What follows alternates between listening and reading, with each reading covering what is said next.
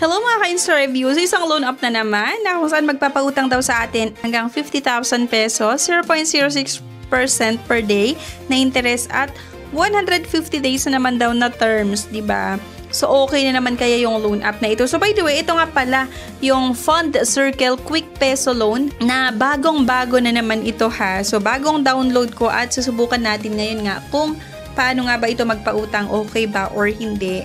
So, kung may experience din kayo sa loan up na ito ha, sana i-comment nyo din yan para mabasa ko at mabasa din ng mga iba na nagbabalak palang subukan na i-download to ha. Pero sana mapanood mo yung buong video bago mo pa i-download.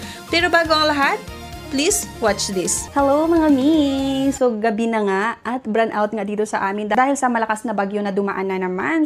Kaya ito na nga mga mi, share ko sa inyo itong isa sa mga ginagamit namin na talagang lifesaver siya.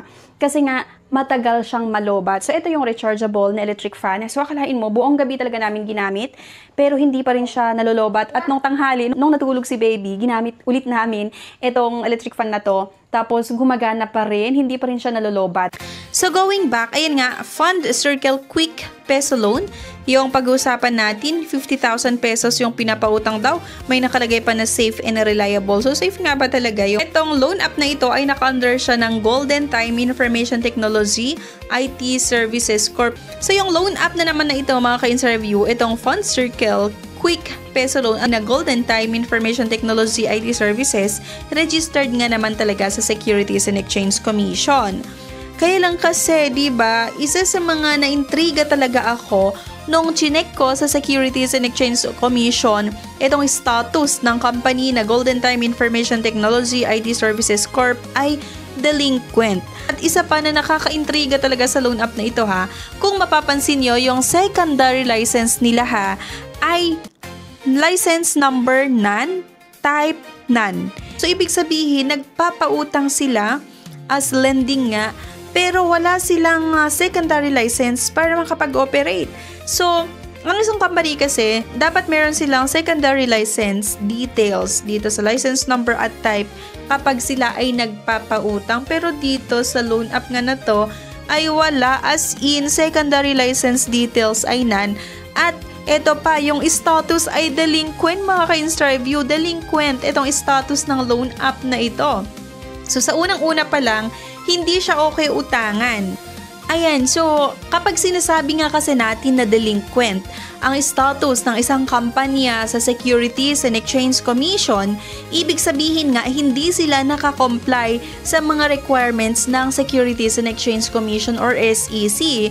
So usually dahil sa hindi nag-submit ng General Information Sheet GIS taon-taon or hindi nag-submit ng Audited Financial Statement AFS, or hindi nagbayad ng penalties o di kaya yung mga fees, maaring matagal nang hindi active ang operation. Pero sa case kasi ng loan up na to or ng company na to, active naman yung operation nila kasi bagong download ko nga ito at talagang nagpapautang sila. So ano nga ba or ano nga bang epekto kapag delinquent nga yung isang company? Kaya dapat hindi sila nag-ooperate ha, kung ganito lang din na hindi sila nagko-comply sa kung ano yung mga requirements or yung mga rules, law or yung mga batas, rules ng isang ahensya, no? So, or yung Securities and Exchange Commission. Next, may penalty sila at kailangan ayusin bago ma-reactivate. So, ito yung mga reason nga kung bakit delinquent yung isang kampanya at maaring ang ilan sa mga reason dito ay hindi talaga nagagawa or hindi naaayos ng company na to. And pwedeng hindi sila allowed mag-operate legally. So, dapat nga hindi sila nag-ooperate talaga kapag delinquent or hindi pa nila inaayos kung ano yung issue nila sa Securities and Exchange Commission. Red flag ito lalo na kung nag-alok sila ng loans nga, investments o money-related services. Pero 'di ba, kahit red flag, abay nag-ooperate naman sila kasi 'di ba kada-download ko nga lang yung loan app na to. At maaring maging subject sa revocation kapag hindi inaayos. So sana na-revoke na talaga yung loan app na to, 'di ba? Or yung company na to or dito sa kanilang app. Pero kasi ang nakita natin delinquent nga yung company na to at wala silang secondary license to operate. I don't know kung talagang nag-update ba sila sa SEC tas hindi lang ina-update ni SEC sa site nila or dito sa kanilang app. Pero kasi ang nakita natin delinquent nga yung company na to at wala silang secondary license to operate.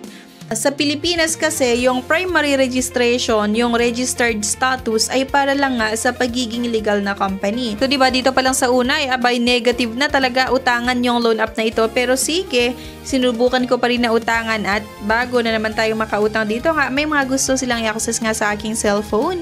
At yun nga, hanggang 50,000 pesos daw yung aking utangin. Pero alam nyo ba, yung nakalagay nga or pambungad nila 50,000 pesos yung pwede kong mautang, pero habang tinutuloy ko yung loan application ko, naging 20,000 pesos na naman daw yung uutangin or pinapautang nila.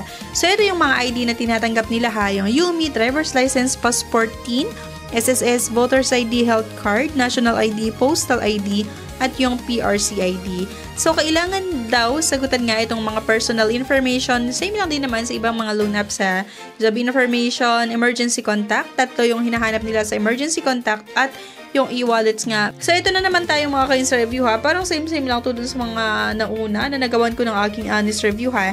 Na sa dulo ng loan application, yung malalaking amount na pambungad nila ay hindi totoo. Kasi nga sa dulo ng loan application, 2,000 pesos lang pala yung ipapahiram nila. At ito pa, diba? Nakaka-intriga nga ito mga ka-ins review. 2,000 pesos yung utangin pero ang ipapadala lang nila ay 1,200 pesos. Loan terms nito ay 7 days na taliwas nga doon sa pambungad nila na 150 days na terms. At processing fee, diba? Ang laki-laki nitong processing fee niya kasi 667 plus may risk control service fee na 120 and then yung total interest fee na 13 pesos. Kaya yun nga, dahil sa mga nagsisilakihan ng mga charges nito, yung fees niya ay 1,200 pesos lang yung pinapautang. Pero ang kailangang bayaran within 7 days ay 2,000 pesos, diba? At nag-apply nga kasi ako ng November 22, 2025. Then, ang due date ko nga daw ay sa November 28, 2025. Diba? So, please lang mga ka-ins review, huwag na kayong umutang dito ha. So, sana hindi ma-aprobahan yung loan application ko. Under review pa rin kasi yung loan application ko dito. Pero, sana nga hindi ma-approve kasi mataas yung mga charges niya at maliban sa mataas ang charges, napaka short term lang. And, syempre, yun nga, yung status nila sa SEC ay delinquent yung company at wala pa silang secondary license to operate. Pero, yun nga, nag-ooperate pa rin sila. So, ang dami talagang mga loan app ha, na parang wala silang pakialam kung na parang okay lang sa kanila mag-operate kahit kulang sila sa mga requirements or hindi sila sumusunod sa batas. Kaya nga, kung isipin natin, kung dito pa lang or sa SEC na isang malaking ahensya ng gobyerno ay hindi sila sumusunod nga sa kung ano yung mga ibang requirements na hindi nila sinasubmit or kung ano yung mga batas na ipinapatupad nitong SEC, paano na lang kaya ang mangyayari kapag mag-due date tayo or mag-post due yung loan application natin? Baka naman kung ano-ano yung gagawin ng mga collector or kung ano-anong pananakot or paninira yung gagawin ng mga collector para lang makaningil sila sa atin. Kasi parang wala tayong protection kasi ha, bilang borrower, wala tayong protection na utang sa kanila kasi nga wala silang license to operate bilang isang lending or magpautang, di ba?